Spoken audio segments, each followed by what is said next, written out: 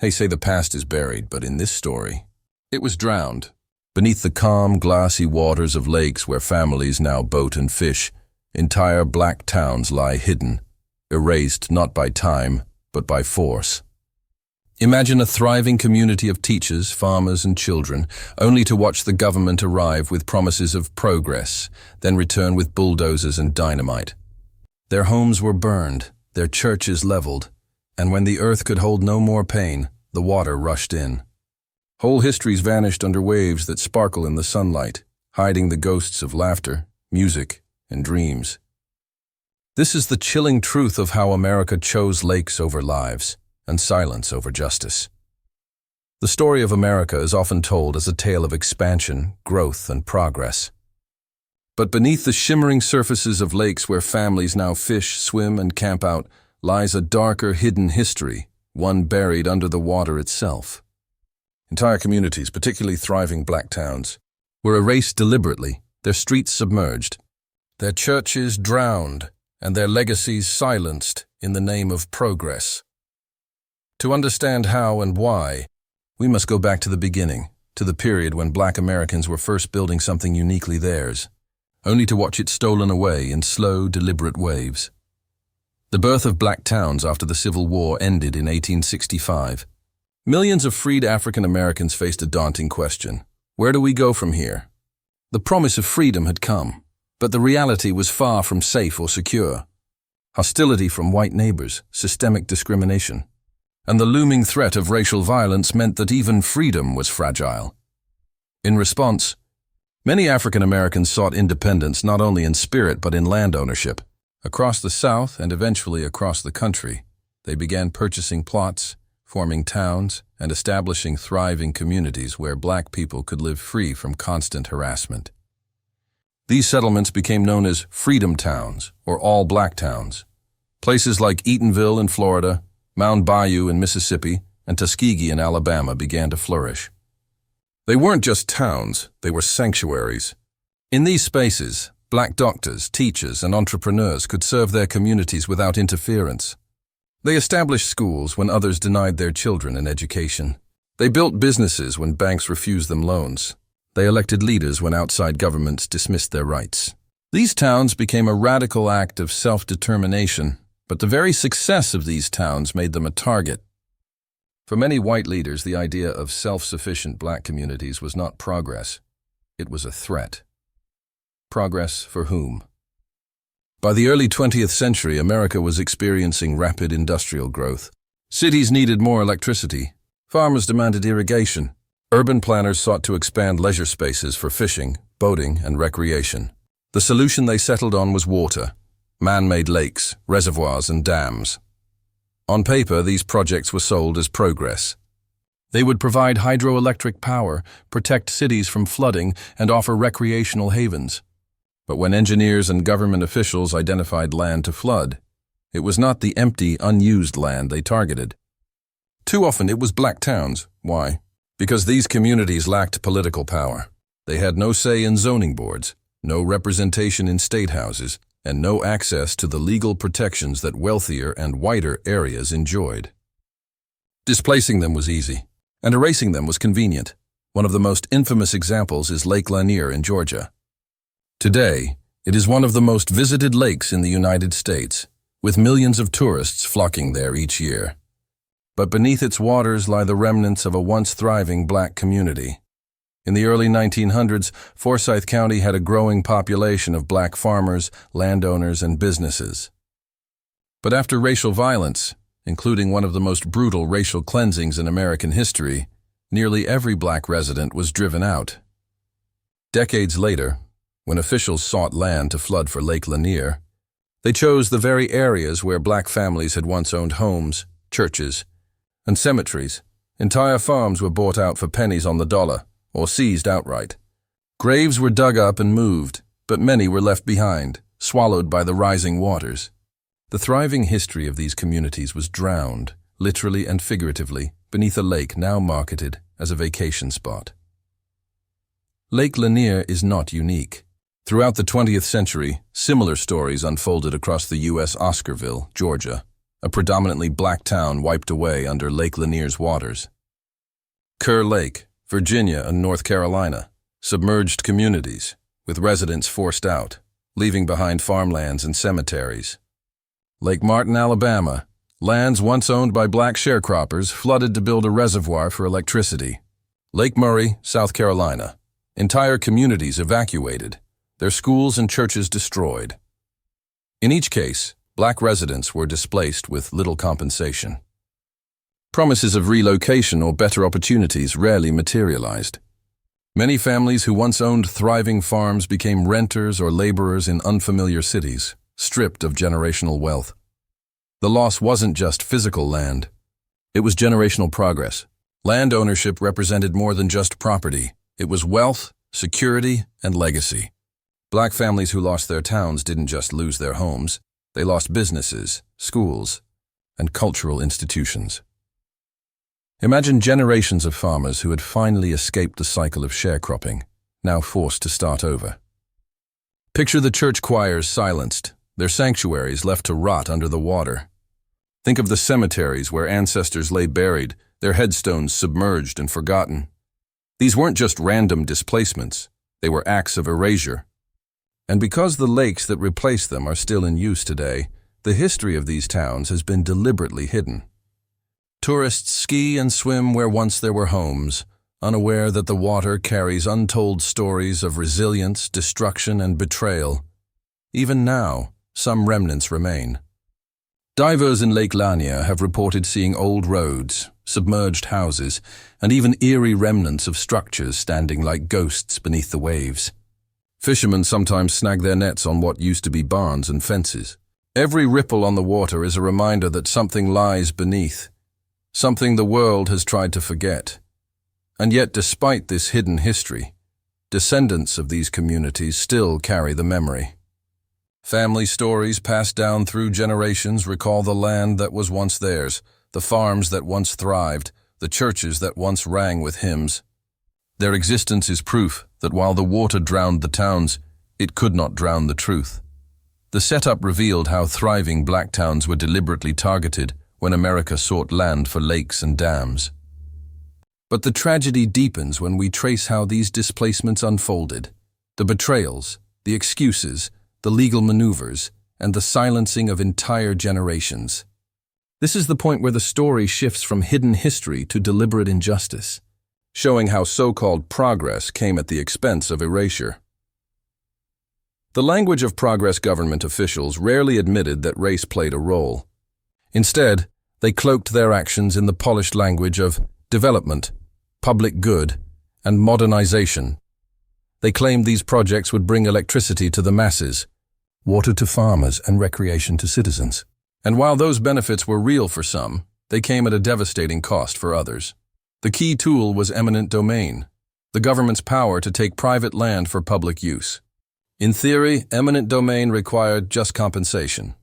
In practice, compensation often fell far below the true value of the land, especially when the owners were black.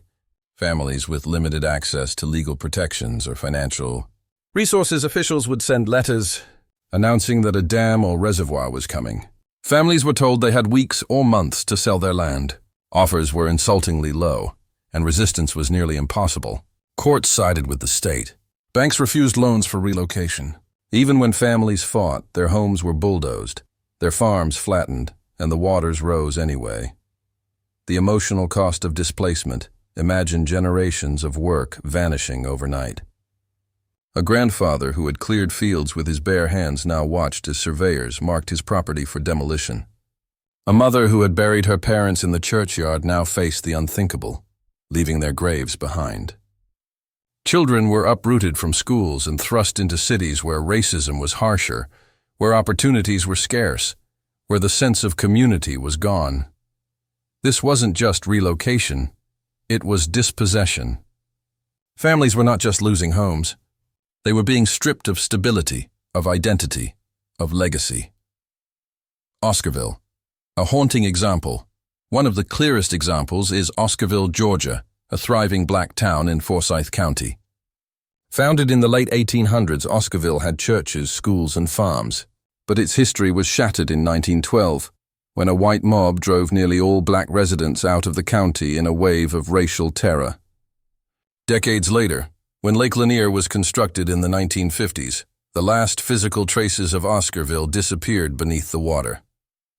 Today, Lake Lanier is known as a tourist destination, but divers and locals whisper about the submerged remains of homes, roads, and cemeteries that still linger below. The drowned history of Oscarville haunts every ripple of the lake. What tourists see as a vacation spot is, for descendants, a graveyard of stolen dreams.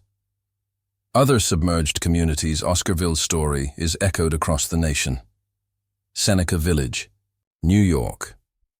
Though not a lake project, this predominantly black community was destroyed in the 1850s to build Central Park, showing how public good often meant erasure. Clarksville, Virginia. Parts of this historic town were submerged by Kerr Lake, erasing black farmlands. Dadeville, Alabama. Families displaced for Lake Martin lost land that had been in their families since emancipation. Saluda, South Carolina. Black communities displaced by the creation of Lake Murray saw their churches demolished, their cemeteries drowned. Each case followed the same blueprint. Identify land, push out the vulnerable, and drown their history under water or concrete. The silence of records, part of the injustice, lies in how little documentation exists. Newspapers of the time rarely covered the displacements with any sympathy. Official records often mention the creation of lakes and dams, but omit the names of towns that disappeared. School textbooks celebrated the progress of hydroelectricity, while ignoring the people who paid the price. This silence was not accidental. Erasure was part of the design. By not acknowledging what was lost, officials ensured future generations would swim, fish, and sail without ever asking, what lies beneath? The spiritual wound for many displaced families, the deepest pain came from leaving behind their dead. Cemeteries were often poorly relocated, or not relocated at all. Families were told that graves would be moved respectfully, but in practice, markers were lost, bodies were left, and water swallowed entire burial grounds. Imagine visiting a lake today, and knowing that beneath those calm waters lie the remains of your ancestors, unmarked, unacknowledged, abandoned. That wound is spiritual, not just material. It lingers across generations. Wealth stolen, futures altered. When historians trace the economic impact, the numbers are staggering. Land ownership is the foundation of generational wealth. Black families who owned farms, homes, and businesses in these drowned towns were stripped of their most valuable assets. Instead of passing land to their children, they passed down only memories. This is why so many black families in the 20th century struggled to build wealth at the same rate as white families. It wasn't just systemic discrimination in jobs or education, it was the literal theft of land and communities. By flooding these towns, officials not only erased the present, but sabotaged the future. Whispers beneath the water even today, these lakes hold secrets.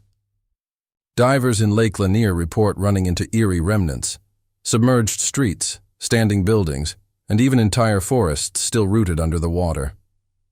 Boaters speak of accidents and drownings, fueling superstitions that the lake is cursed.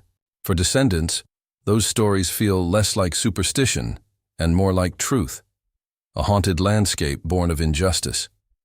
The water covers the evidence, but the memories refuse to sink. The rising action revealed the deliberate erasure of thriving black communities, stripped from the land and buried underwater. But history has a way of resurfacing. What was meant to stay silent began to echo louder and louder, until the truth could no longer be ignored. The cracks in the silence for decades. Many Americans enjoyed the lakes without ever asking what came before.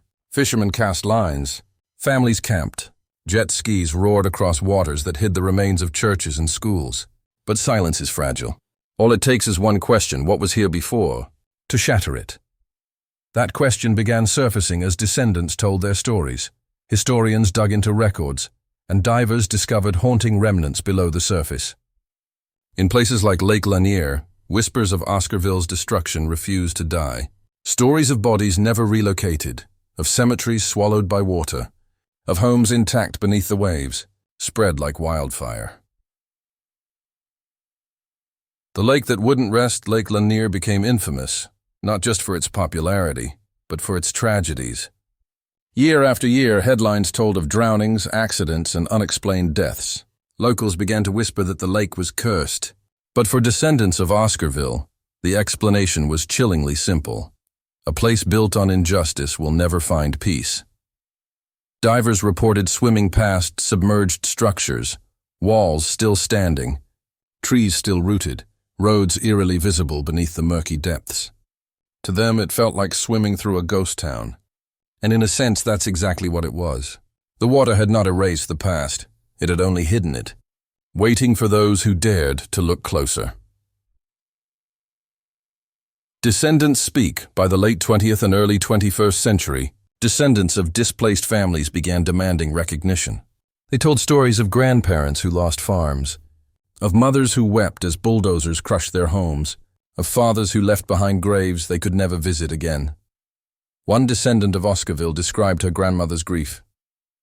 She said the water took everything, not just land, but memory. Others began asking why these stories were absent from history books. Why did official tours of the lakes celebrate hydroelectric power but never mention the towns destroyed?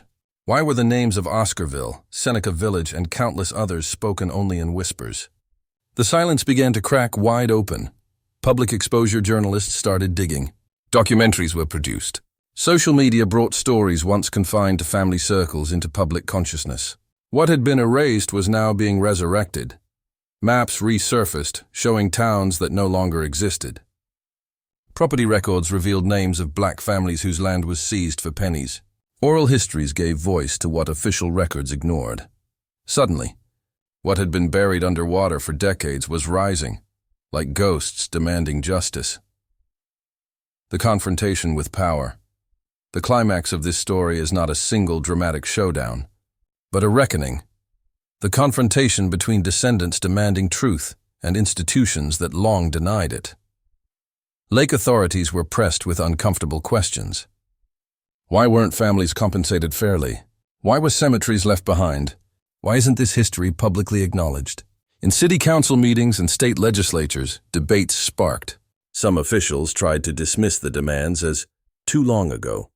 But the weight of evidence, the rawness of testimony, and the persistence of descendants made dismissal impossible. It wasn't just about the past, it was about the present. Every tourist who swam in the lakes was unknowingly standing over erased lives. Every boat ride skimmed the surface of injustice. The denial of this history was no longer sustainable, the emotional high point. The most powerful moments came when survivors and descendants stood by the lakes and pointed, not with accusation, but with grief. My grandfather's farm is under this water. My great-grandmother's grave is here, but I can't find it anymore. They told us we didn't belong, and then they drowned the proof. Hearing these voices was a gut punch to those who thought the lakes were harmless recreation. The realization sank in. These weren't just bodies of water, they were liquid memorials. And the true horror, the realization that this was not rare, it was widespread, a pattern, systematic, deliberate. History surfaces. The confrontation reached its peak when these stories broke into mainstream conversations. Documentaries streamed online. Historians published books. Students demanded these towns be taught in schools. Communities began holding remembrance ceremonies on lake shores, honoring ancestors who had been erased. What was once drowned was now undeniable. The water could not hold the truth forever. The climax exposed the injustice. Black towns deliberately erased, their memories drowned beneath artificial lakes. But the story does not end at exposure. It extends into legacy, healing, and the urgent question of what we do with this knowledge today. The long shadow of displacement, when entire towns were flooded. Families didn't just lose their land, they lost generational wealth. Land is power. It's security. It's the ability to pass something down. By seizing land from thriving black communities, authorities stole not only homes, but also futures. Imagine what it means for a family that could have handed down a farm, a business, or property by the water. Instead, their descendants inherited little but stories, and even those were silenced for decades. This wasn't just about water covering buildings. It was about systematic erasure of black prosperity. The modern-day reckoning, as these stories come to light, communities are asking, should there be acknowledgement plaques at the lakes? Should the government apologize and offer restitution? How can we honor the memory of those who were displaced? Some states have begun to recognize the destruction. Activists are pushing for memorials, educational programs, and land acknowledgement ceremonies. Descendants want schools to teach the truth, not just the progress narrative of hydroelectric power. Because progress built on erasure is not progress at all, it's theft, memorials. Beneath the Waves divers who explore these lakes often describe eerie feelings of presence, as though the towns themselves resist their silence. Schools with chalkboards still inside, churches with pews standing, roads stretching into nothingness, cemeteries half forgotten. It forces a question. Are these lakes not just recreation spaces, but also mass graves of memory? Some descendants believe ceremonies of remembrance should be held regularly, not just as acknowledgement, but as a way to honor ancestors whose homes were stolen and drowned. The lakes could be transformed from sites of oblivion into sites of truth. The human impact. The resolution of this story is not about a neat ending. It's about facing the pain honestly. Families who return to these lakes often describe standing on the shores with tears in their eyes. They see boats speeding by, children splashing in the water, and they know, beneath it all lies the life their ancestors built. One descendant of Oscarville said, "When I look at the lake, I don't see fun. I see my family's farm. I see our church. I see everything we lost. And yet there is resilience in remembering. By telling these stories, by refusing to let them sink, these families are reclaiming dignity." The takeaway. The hidden history of drowned towns teaches us a sobering lesson. Injustice can be buried, but it will never stay buried forever. Water can cover land. Governments can erase maps. History books can go silent. But the truth will always rise. And when it does, it demands something of us. To listen. To learn. To carry memory forward. These lakes are not just weekend destinations. They are reminders of a country that, time and again, sacrificed black prosperity for progress. They remind us that justice delayed is justice denied, but never justice forgotten. A living legacy today, young activists are using this history to connect past injustices with present struggles. They ask, if land was stolen then, how is land being taken now?